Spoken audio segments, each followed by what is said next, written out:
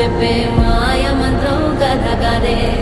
చంటోళ్లను భయపెట్టే భూచోడి కథ కదే తాత ముత్తాతమ్మల భూతాల కథ కదే